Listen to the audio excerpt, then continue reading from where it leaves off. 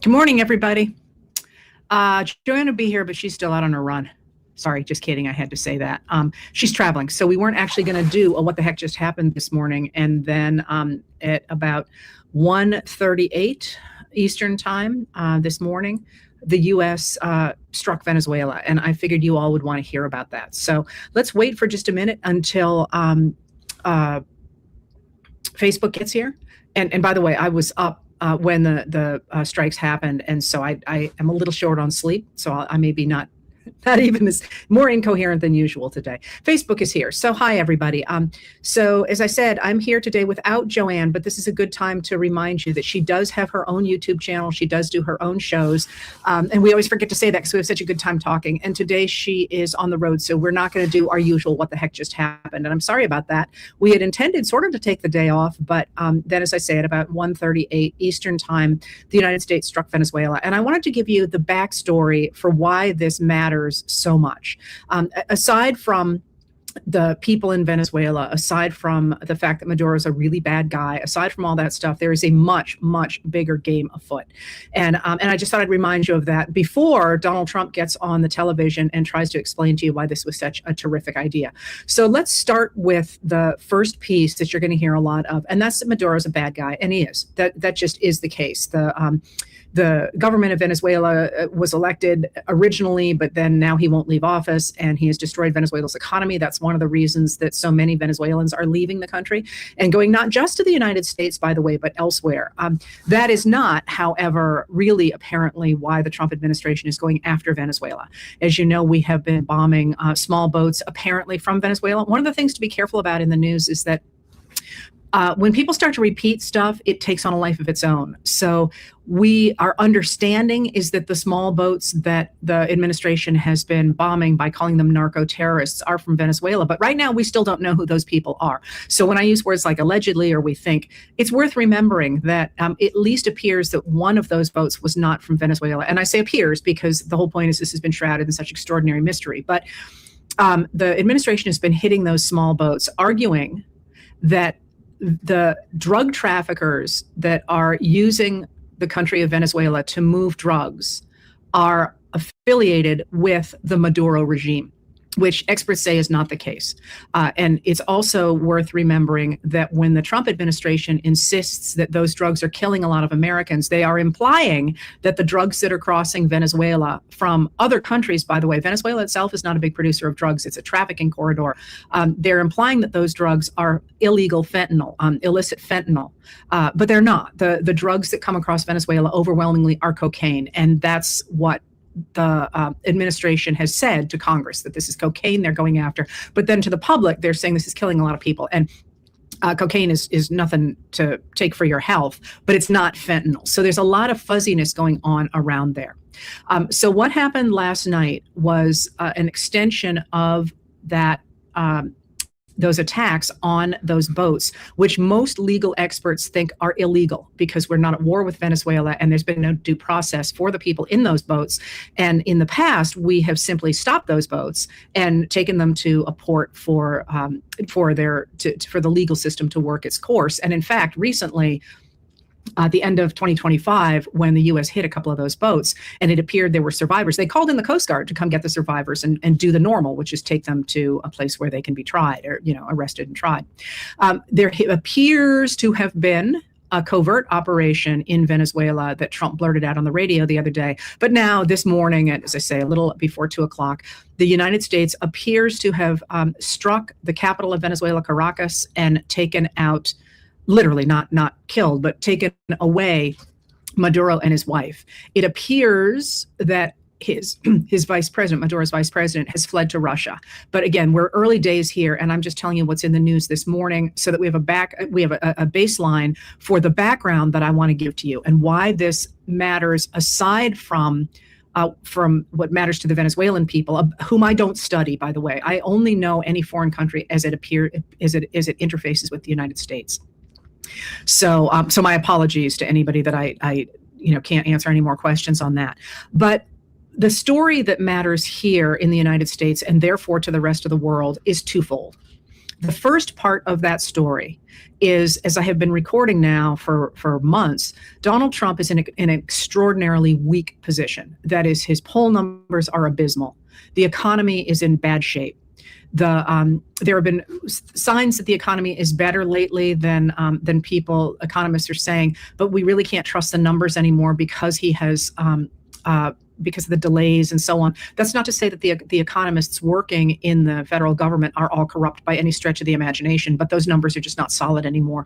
In addition to that, the Epstein files are clearly a huge problem for the former president, for the president, as they are trickling out. The Department of Justice has broken the law by not releasing them as the law required by December 19th.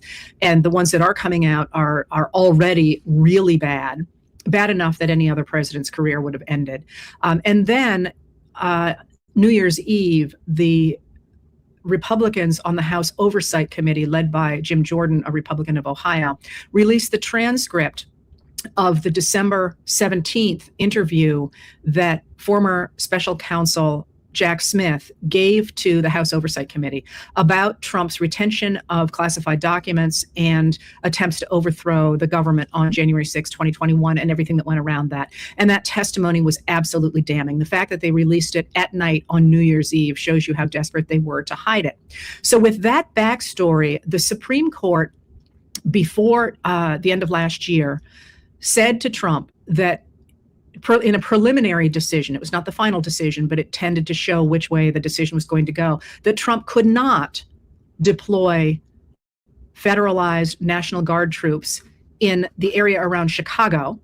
That's what the suit was about. But the implication was he was going to have to pull back his federalized National Guard troops from every place they are, except Washington, D.C., which is not a state and which is overseen in a different way than the states are. And Trump immediately, or shortly after that, so I'm going to pull out the troops from Portland, Oregon, Chicago, and I'm going to go with Los Angeles again. I'm a little tired, but I could come back. And people at the time interpreted that as, I wasn't fired, I'm leaving, kind of thing. That this was something that he was going to show his power some other way.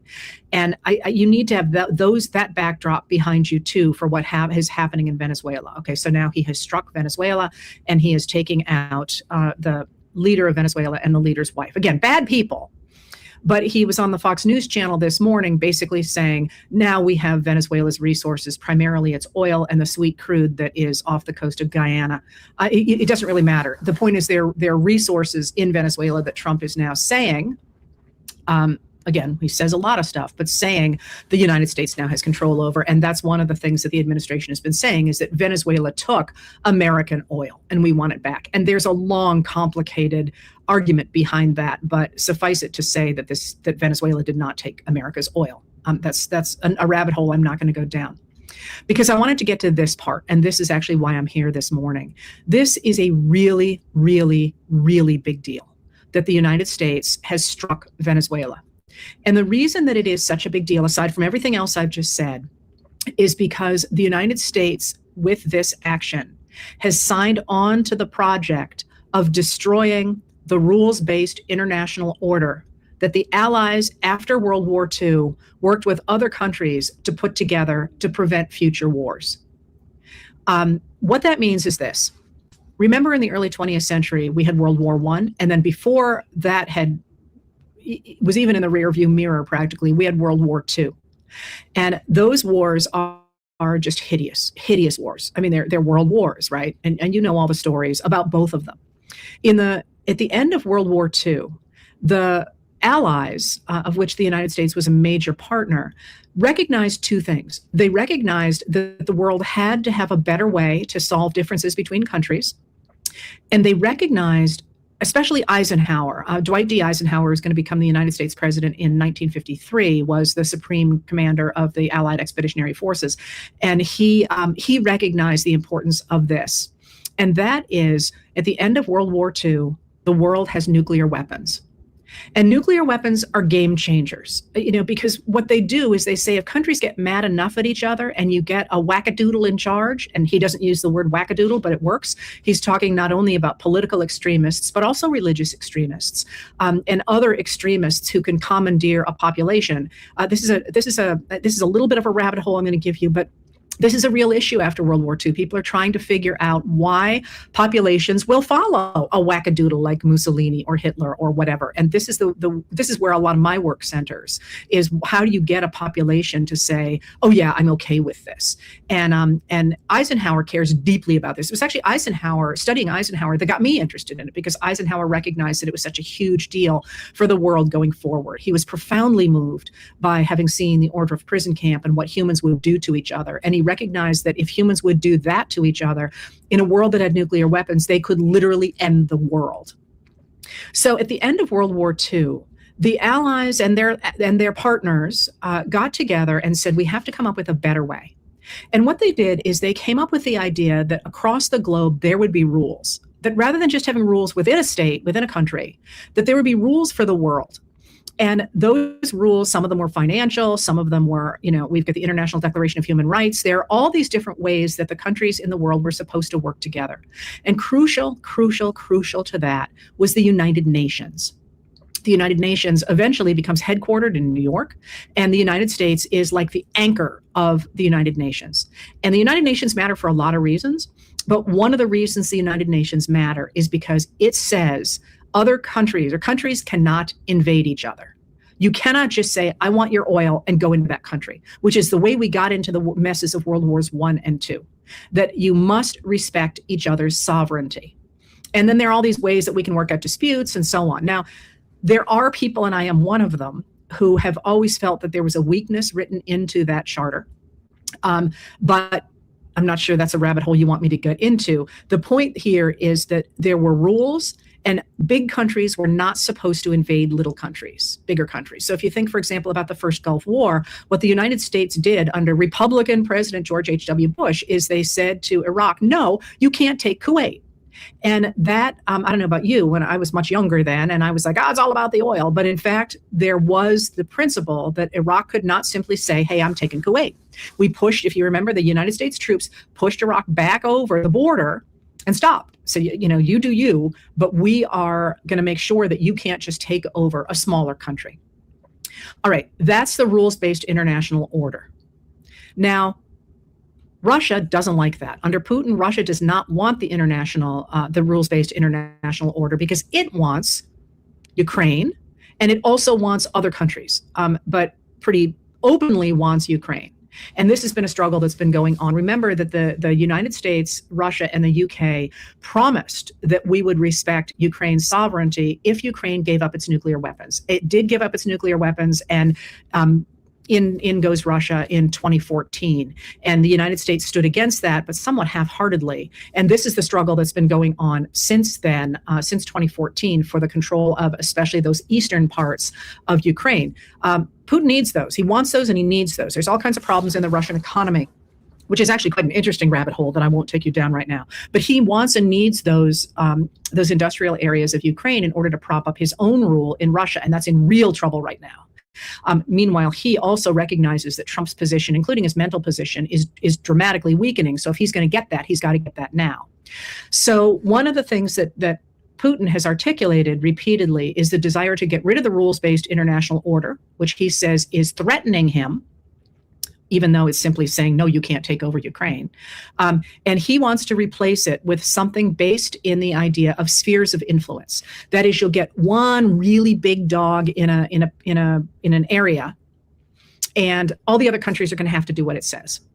And that's his plan for going forward. And he obviously wants control of Ukraine, and he wants to continue to influence and gain control over Europe. And this is one of the things that Europe is madly trying to prevent. You're seeing the militarization of the borders with Russia and the repeated defense capabilities increasing in Europe, and they're saying we're very concerned about Russia deciding it's going to do more than it is already doing in Europe, where it's poisoning people and attacking undersea cables and hitting infrastructure and so on. there was an attack on Poland less than a month ago, I think, in which a train track was blown up. So Russia wants to get rid of that rules-based international order because it wants more influence in Ukraine, and it also wants influence in Russia. But there's more than that. Russia can't do that on its own. Russia is not strong. Russia's economy, as I say, is in really bad shape. And Putin's got a real problem. He's lost more than 1 million men in his war on Ukraine, which he expected would take a few days, right?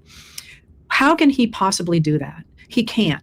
But the biggest dog in the world is the United States of America. So if he could get the United States of America to sign on to that, the game has changed. And this is one of the reasons that a number of people, including me, have called attention to the United States's national security strategy document that came out about a month ago, in which the United States no longer said Russia was a problem, but began to attack Europe, our ally in this international rules-based order. With the U.S. attack on Venezuela against the tenets of the UN Charter, the United States is putting its stamp of at least condoning a big power attacking a smaller power.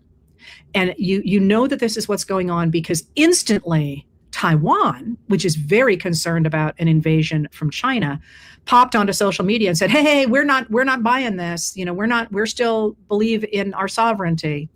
And Europe instantly said, we still believe in the rules-based international order because they want to hold off Russia.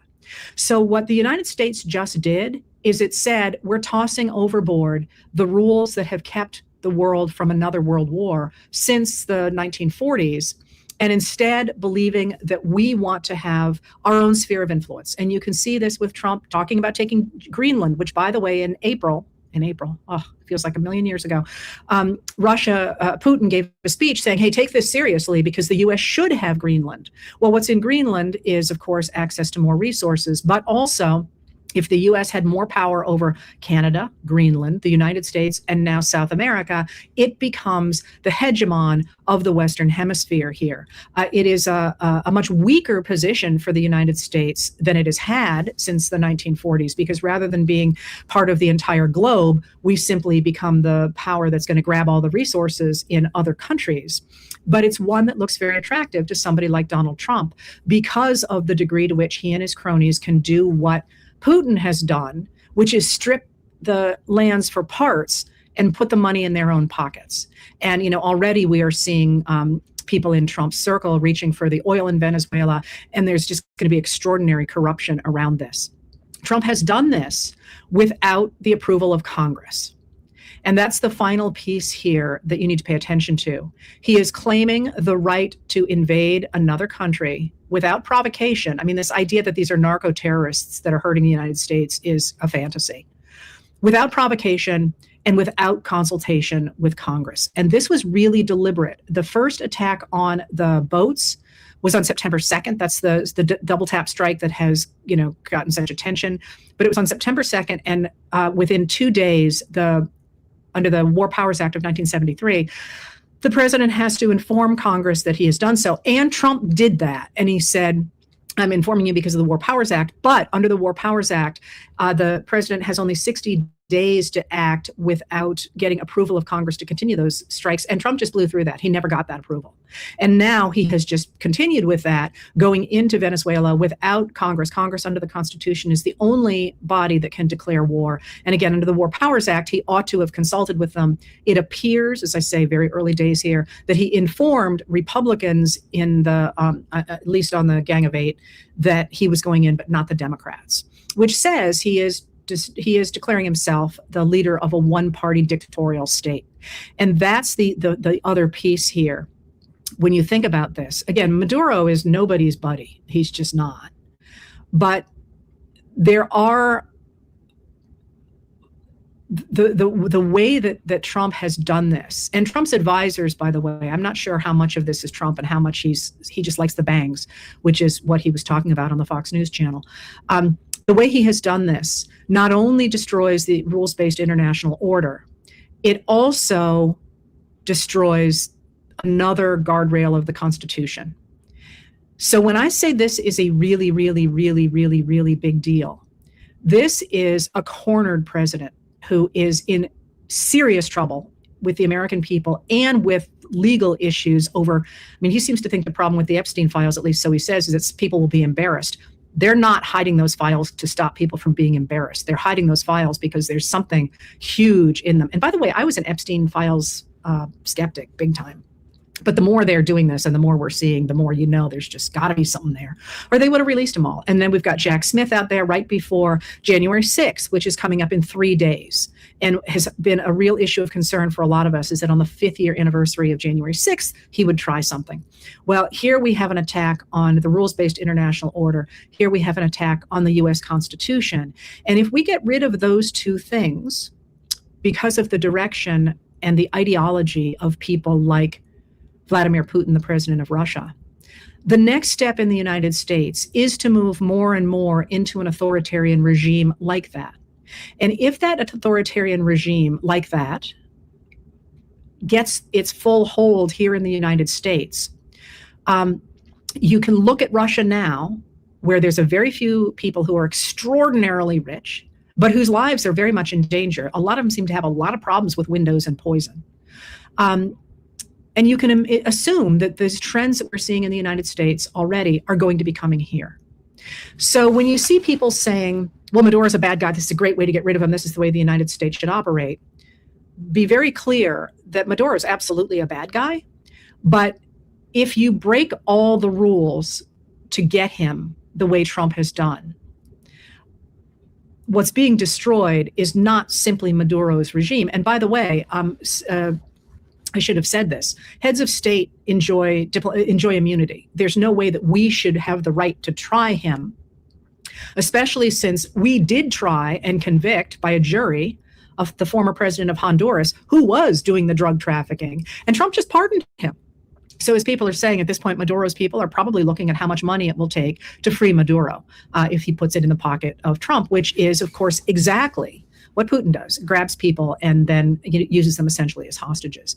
So this late or early morning strike against Venezuela is not simply, let's get rid of a bad guy. It is, and by the way, there was an election in Venezuela in 2024. There is an elected leader that was not Maduro. My guess is the Trump administration is not going to be putting that person in power, but we'll see. But when you look at this moment, this is a huge crisis for the United States of America, not just for Venezuela. And it is a huge crisis for the world because of the breakdown of that rules-based international order that has kept us from a war since World War II. Not, we've had local wars, but we've not had a world war, a war in Europe, for example. And it is a direct attack on the U.S., another direct attack on the U.S. Constitution. So don't be fuzzy about what happened here. And this would be a great moment to speak up to your Congress people, especially your Republican Congress people. The Democrats have already come out and said, excuse me, what are you doing here? But they are not in the majority. And a lot of the Republicans started out, even the far right ones started out by saying, hey, wait a second here, this doesn't look legal. And they're already starting to come around because generally wars make a president more popular, and they don't want to buck Trump and say, we're going to back Maduro on this. Because again, Maduro's a bad guy. Light up these freaking phones, because I think if you've listened to me before, you've heard me say that we're facing a crisis because Trump has gotten more and more and more and more cornered. And as I've been saying and wincing, the next 3 months, which I said 3 days ago, are going to be hideous as he and his people try to maintain control. Because it's coming down to the line here. Either they are going to grab control and turn the United States into a dictatorship, or the American people are going to take our system back, and we're going to make it based in the law again and not in personalities. And we're going to start to enforce the laws against corruption, and we're going to enforce the Constitution. And with luck, we're going to make this country and its rules and laws more responsive to everyday people. You can see that building. One of the reasons I highlighted the Mamdani speech yesterday, a lot of people said, well, we don't know what he's going to do. And I'm like, 100% we don't know what he's going to do. And I'm always a skeptic when a politician says they're going to do anything. But the language matters. The fact that, he's talking about using a government for good anymore, stopping corruption and so on. This is the moment for the next like I say, 3 months is the time I give it. I'm thinking we're going to have an answer by May as to what's going to happen to the Trump regime. But now is not the time to roll your eyes and say, we always go into Latin America. The United States has a terrible history with Latin America, going back to the 1840s at least. That's a rabbit hole someday well, not even a rabbit hole. Someday I'll do a whole episode at least on that. But this is not that usual. This is an attempt to side with Russia to overturn the rules-based international order and align the United States with Russia rather than with Europe, rather than with democracies, rather than with the idea that countries should have their own right to sovereignty. And once we have given that up, we have not only given up the sovereignty of all nations, because all it takes is somebody with more muscle to come take you over. We will also have given up a significant portion of the American Constitution and given the president the ability to take the U.S. military and do whatever he wants with it without oversight by Congress. And so when those strikes, literally last night, I was finishing the letter and I was all set to go to bed. I wanted to go to bed earlier, but I was reading the news. And always when I finish a letter, I always am thinking about the next one. And I was actually sort of shaping out the next two. And I saw the first video coming out of Venezuela.